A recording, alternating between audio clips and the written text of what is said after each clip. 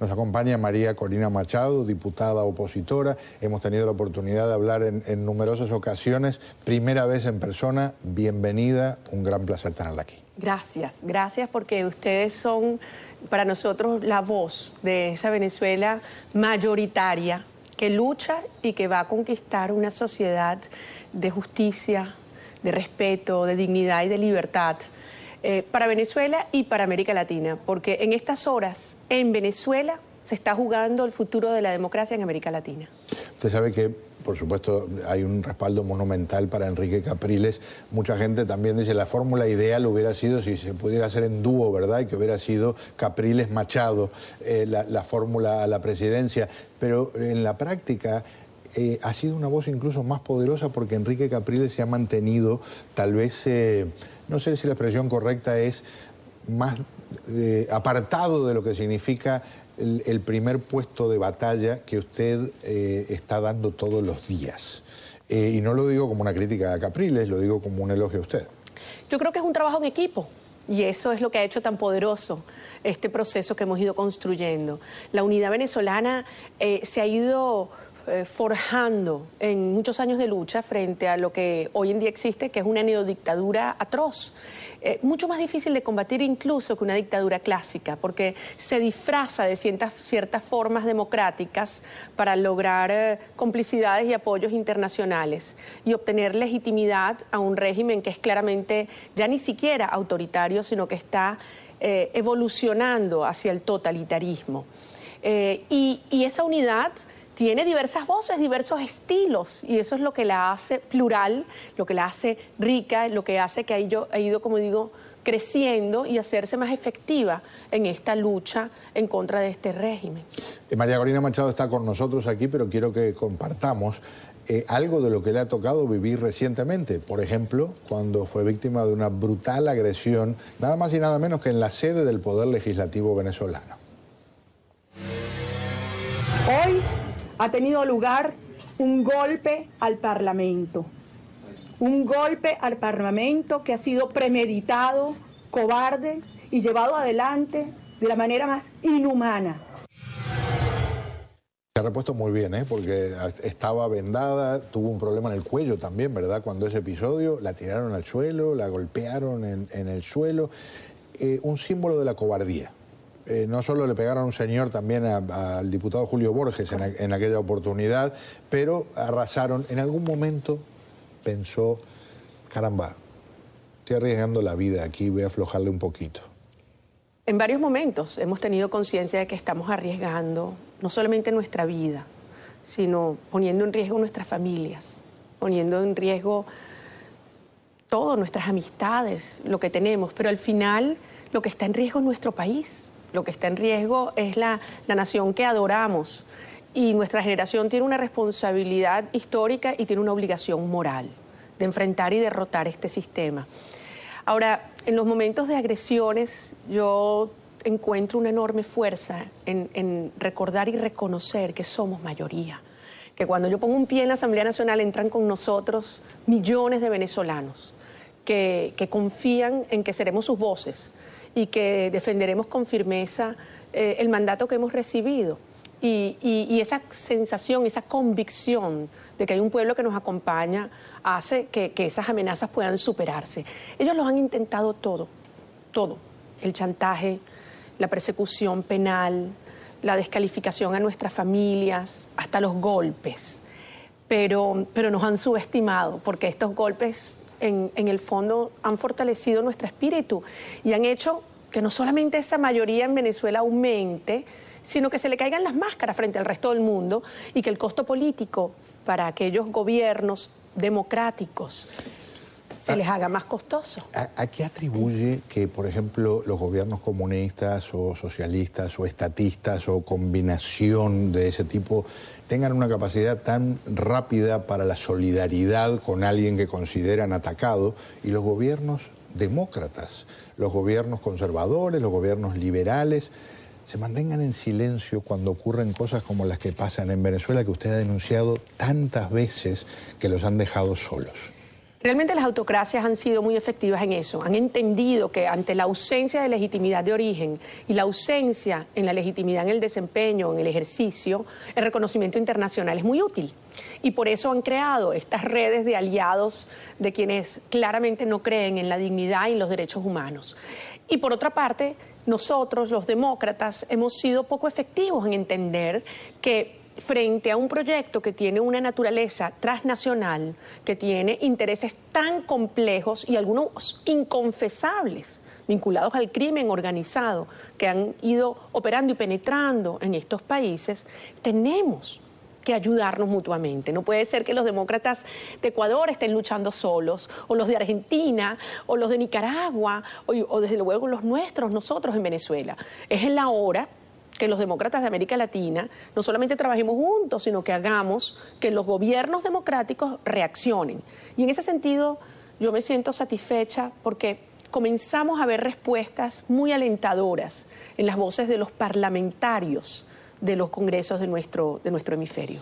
Quiero que compartamos algo que representa frases célebres de María Corina Machado en un momento muy especial y el espíritu de desafío que además marcó una situación muy especial muy recientemente en Venezuela. Veamos.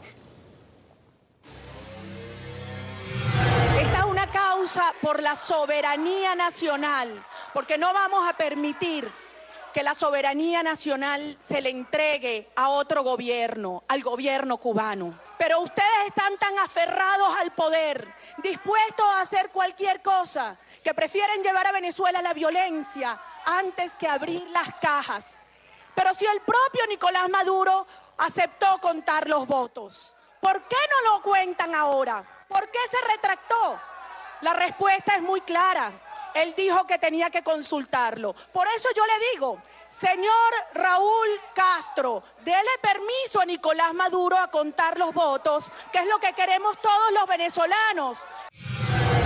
Un momento genial de lo que significa la actividad que ha tenido recientemente, pero lo que me impresiona es, pasa el tiempo, hay una convicción a nivel internacional, lo dijo el grupo de observadores europeos, de que hubo no solo trampa tal vez en el mismo día de las elecciones, hicieron trampa de mucho tiempo atrás.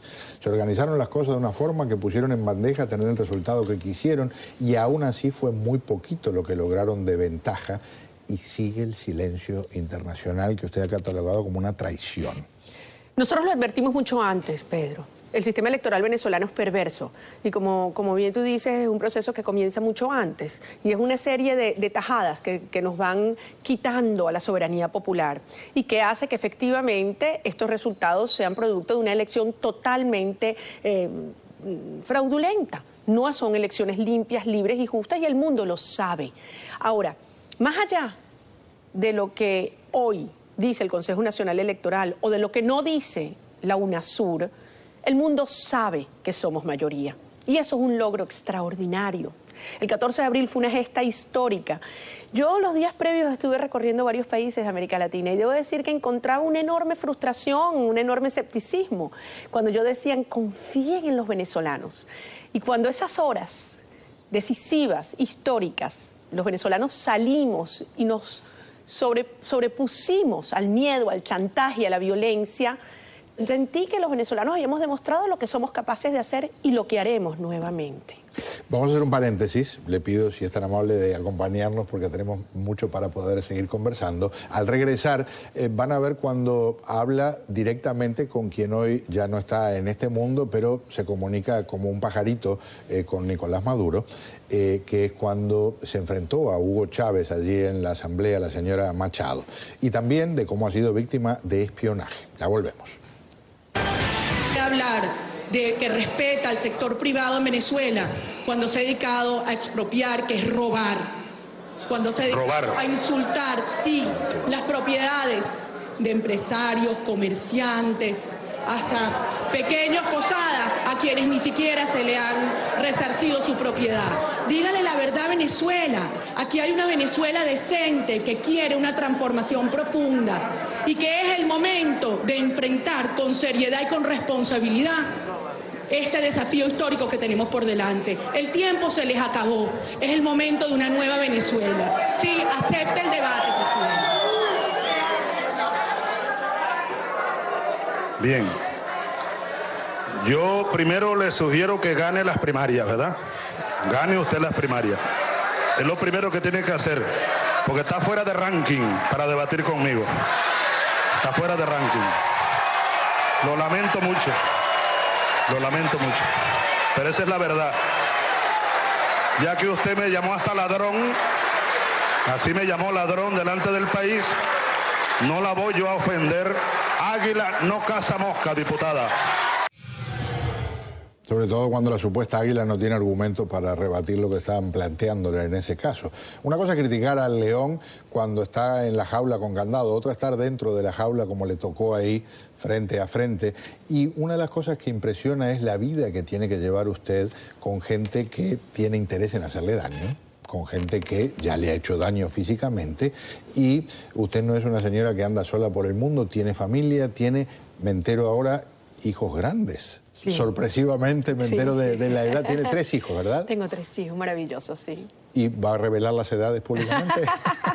¿Me vas a obligar? No, por supuesto. Mis hijos tienen 20, 19 y 18.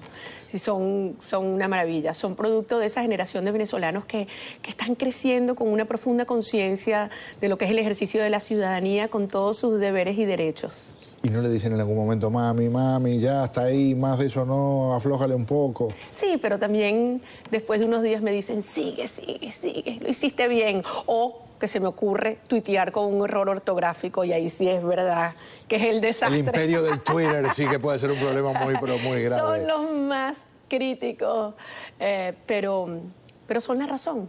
Ellos, nuestros hijos, las nuevas generaciones de venezolanos que el día de mañana van a reconocer lo que nuestra generación hizo para que crecieran en un país lleno de oportunidades, donde nunca jamás un joven venezolano piensa en irse, sino donde jóvenes de todo el planeta escogen Venezuela como el lugar para desarrollar sus proyectos de vida.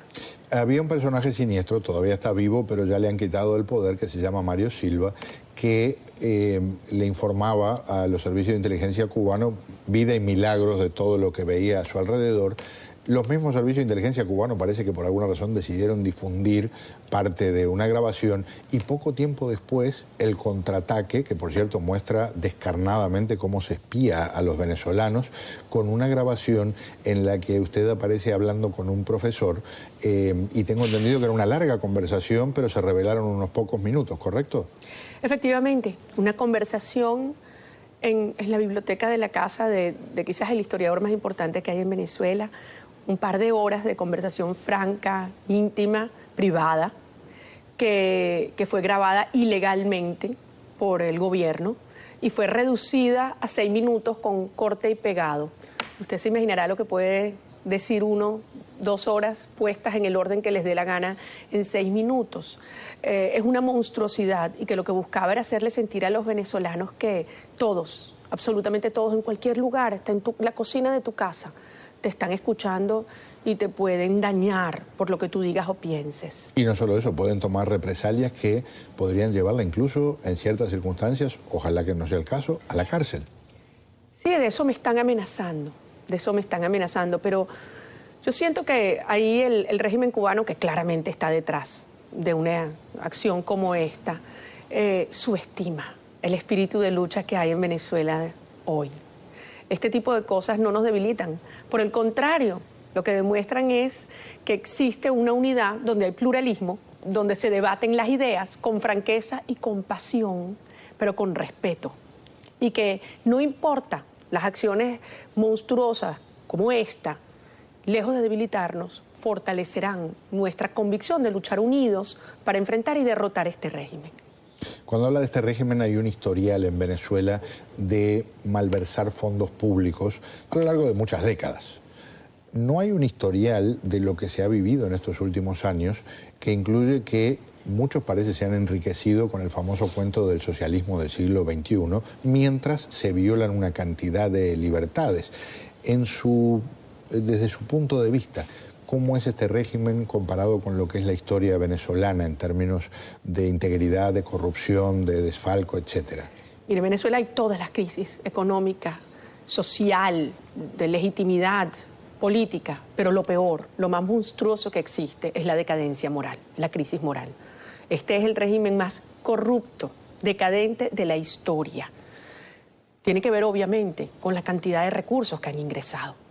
El petróleo estaba a $8 el barril cuando llegó Chávez, ha estado a 150. ¿Usted se imagina cómo tendría que estar Venezuela hoy? De primera en América Latina. Y ahora que estoy afortunadamente viajando y teniendo contacto con tantos países, me parte el alma ver cómo, mientras América Latina avanza, Venezuela retrocede. En violencia, en escasez, en inflación, en la destrucción del empleo, en la calidad de vida. Un país petrolero que importa gasolina. Un país que habla de soberanía alimentaria e importa el 80% de lo que comemos. Que hablan de independencia y entregan la soberanía. Que compran armas de guerra, pero no hay papel higiénico y leche. Es decir, un país que se ha ido destruyendo, pero intencionalmente, porque esa es la manera de controlar a la sociedad. Cuando dicen que Chávez quiere a los pobres, yo digo sí, los quiere bien pobres. Necesita una sociedad paupérrima, porque esa es la manera de poder ejercer un control material, político, emocional y espiritual. Por eso es que hoy la mayoría de los venezolanos que queremos superarnos hemos decidido enfrentar y derrotar este sistema. Le voy a hacer una pregunta que tal vez le resulte atrevida, pero por lo que está ocurriendo en Venezuela, ¿usted amamantó a sus hijos? Claro. Es más, 9 meses a cada niño. ¿Y si hubiera decidido por la razón que sea no amamantarlos? Era mi decisión. Y por eso yo digo que no hay exabrupto que de mejor manera demuestre el carácter totalitario de este régimen que la pretensión de aprobar una ley que castiga a hospitales, médicos, enfermeras y madres si deciden darle una fórmula láctea y no leche materna a un bebé. Un Estado que es capaz de pretender meterse entre el pecho de la mamá y la boca de un bebé no tiene límite. No tiene límite. Tendríamos que terminar con esa frase porque me parece muy, muy, muy especial, pero quiero hacerle una pregunta más. María Corina Machado, diputada, opositora, madre, mujer, amante de la libertad, puede ir presa por su actividad como opositora. ¿Está dispuesta a ir a la cárcel por lo que usted cree? Jamás nos van a doblegar. Ellos podrán infligirnos todo tipo de daño, pero jamás tendrán nuestra obediencia. Por eso en este momento están tan preocupados, por eso son tan peligrosos. Pero por esa misma razón nos han hecho tan fuertes. Los venezolanos vamos a superar juntos este proceso y se va a producir lo que yo quiero llamar el milagro venezolano, que además va a contagiar al resto de América Latina, y lo vamos a hacer gracias al apoyo que hoy estamos recibiendo de nuestros hermanos latinoamericanos. Un gusto tenerla aquí, un gusto conocerla en persona. Igualmente, gracias a ustedes. Respeto y admiración. Muchas gracias. Gracias, Pedro, un placer. Ya volvemos para redondear esta edición tan